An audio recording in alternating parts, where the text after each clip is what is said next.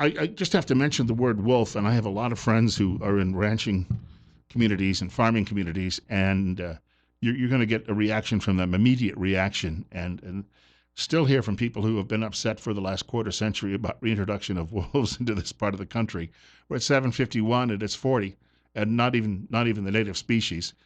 We've got a guest with us for a few more minutes, Kelly Anthon, State Senator Kelly Anthon from District 27, and of course, he's in Senate leadership as well. Bill Colley with you on Magic Valley this morning on News Radio 1310 KLIX and newsradio1310.com. Senator, this really addresses, I think, the concerns, and these people have been very vocal about it, but it really addresses the concerns of a very core constituency and a very core business in Idaho, doesn't it? Yeah, it really does. And you mentioned people who aren't real crazy about wolves, and I'm one of them. And the fact of the matter is that if those of you who have followed this issue know that it's not been that long ago that we did reintroduce wolves that are not native species into Idaho at the behest of being forced by the federal government. Bill, when that happened, our wolf plan, our requirement was to have a minimum 15 packs or 150 wolves. 150 wolves. Today, we are surpassing 1,500 wolves. So 10 times the amount of wolves that we're required to have are now running through the state of Idaho. And, of course, this is wildlife that the state now has to manage, just like any other wildlife that we have to manage. And that means that when they do damage, then the state is responsible to pay damages or depredation claims for that damage. That's how we offset, so to speak, the damage that these animals are doing to farmers and ranchers, dairies, and so on and so forth, lamb operations. I have a friend over in eastern Idaho who literally had 150 sheep killed by wolves, and in one setting. I mean, actually, they ran them over a cliff and then were cleaning up. But when this happens, this is also a large cost to the state of Idaho.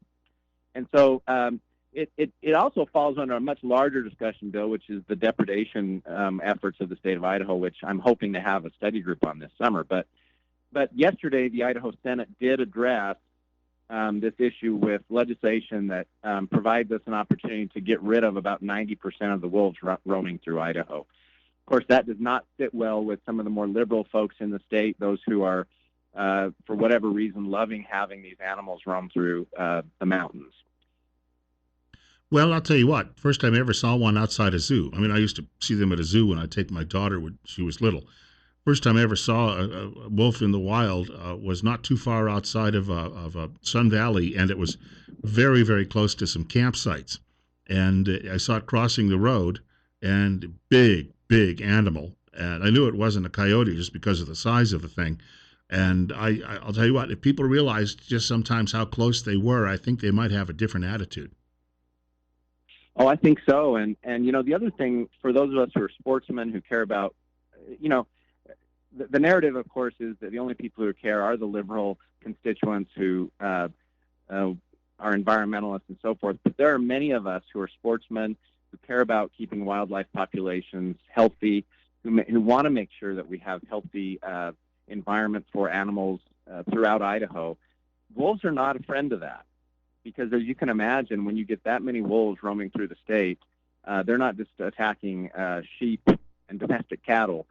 They're really taking a hit on our animals in the mountains, and that the sports trophies, the sports animals that we want to hunt.